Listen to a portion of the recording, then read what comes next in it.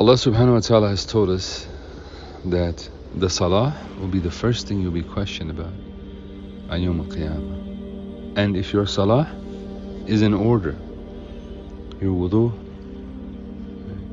your ruku', your sujood, your qiyam, if it's all in good order, then in the hadith of the Prophet ﷺ, Allah has promised you paradise. But if it's not, then Allah subhanahu wa ta'ala, He says that He may allow you to go in or He may not. There is no promise binding to the person who does not do their salah correctly. But yet today's day and age, forget about doing it correctly, people have a hard time even sticking to the salah, even doing it.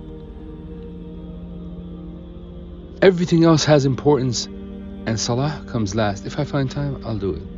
If not, I'll combine it at home. Just, it's like when you're eating, just eat just to fill the stomach. There's no enjoyment in it, there's no good in it, no khair comes out of it, right? There's no blessings in it. It's just like you get bread, mush it with water, stuff yourself, your stomach gets full, I'm done.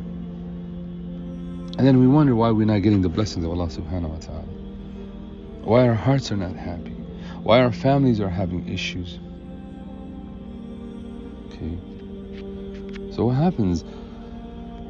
We look at Abdul Wahid bin Zayd rahmatullahi alayhi, who's one of the students of Hassan al-Basri rahmatullahi alayhi, one of the tabi'een. So he was a sailor. One time they were sailing, and it's a long story, but in short, they were sailing, the ship went off course, they ended up on an island. They came to the island to stop so the ship would not wreck in the ocean. And they came across a man who was living on the island alone, and he was worshipping an idol. So this man, he began asking them questions. He said, who is it that you worship, since you don't worship what I worship? So they said, we worship Allah. The man said, who is Allah? So they said, He whose throne is in the heavens and whose dominion is in the heavens and the earth and all that exists. Above all that is the throne of Allah subhanahu wa ta'ala, and above all that is Allah subhanahu wa ta'ala. So the man asked, how did you come to know this? We said, He sent a messenger to us with clear proofs and miracles, and it was that messenger who informed us about him, right? So as the story goes on, the man, he eventually embraced Islam. Then when the storm subsided, they were leaving, he said, can I come with you as well? So they said, what an opportunity, we'll teach him more about Islam, teach him Quran. And so they were doing it.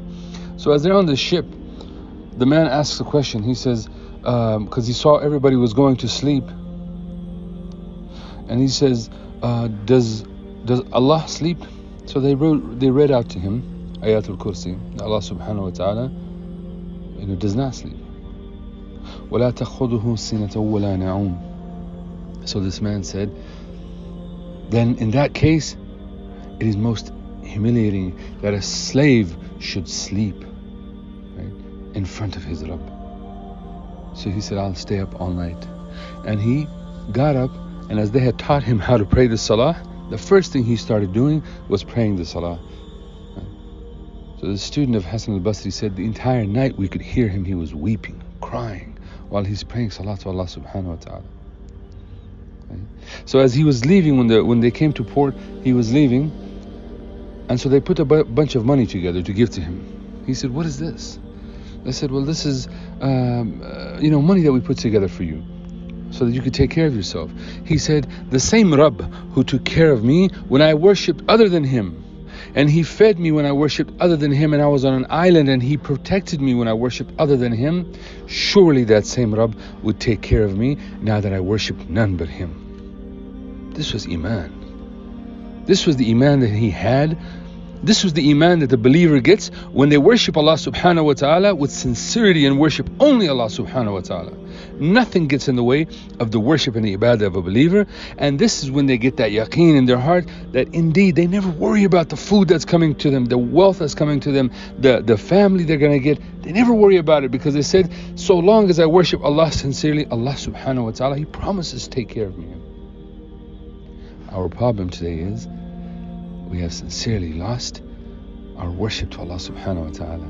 And this is the reason why we have lost yaqeen. And this is the reason why we keep going further and further away from Allah subhanahu wa ta'ala. So brothers and sisters, when are you going to stop?